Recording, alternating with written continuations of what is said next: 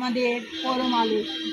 এবারে আমি অনুরোধ জানাচ্ছি শ্রীমতী মালবিকা বিশ্বাসকে, তিনি একটি ছোট্ট কবিতা পাঠ করবেন, আবৃত্তি করবেন। এরপর আমাদের সর্বশেষ শিল্পী শ্রীমতী অপর্ণা চক্রবর্তী, তার গানের মাধ্যমে আমাদের আজকের এখানকার অনুষ্ঠান সমাপ্ত হবে। এবং ধন্যবাদ জ্ঞাপন করবেন আমাদের সাংস্কৃতিক সম্পাদিকা শ্রীমতী রুবি গোস্বামী। 1919, 1923, 1927 তিনবার রবীন্দ্রনাথ ঠাকুর বেরিয়ে গেলেন শিলং শহরে। তারপর আবারও আসতে চেয়েছেন উনি, কিন্তু শারীরিক অবস্থা সুস্থতা ছিল না বলে ডক্টর বিধানচন্দ্র রায় তাকে নিষেধ করেছিলেন, আর এত দূরে জার্নি যাতে তিনি না করেন। তার আশা হয়নি, কিন্তু মনের মাঝে শিলংয়ের শৈলনগরী প্রকৃতি খেলা করে বেড়াত।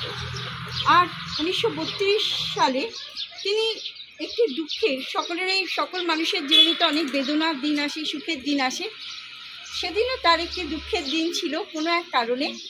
সেদিন রবীন্দ্রনাথ এই কবিতাটি লিখেছিলেন শিলংয়ের একটি ছোট্ট ফুলের ওপর। ওই কবিতাটির নাম কন্টিকারি।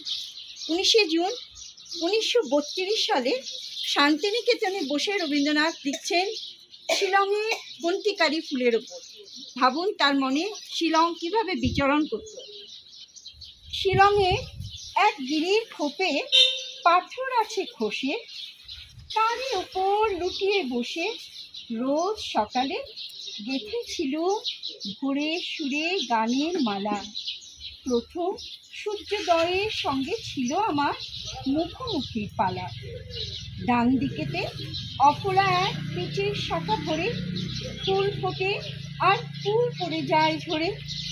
কালো ডানার হলদে আভাস কোন পাখি সেই অকারণের গানে, ক্লান্তি নাহি জানে।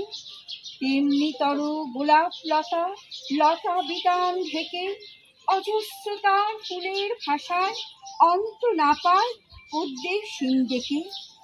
পাইন বনের প্রাচীর তরু তাকায় মেঘের মুখে, ডালগুলি তার সবুজ ঝর্ণা ধারার পানি ঝুঁকে।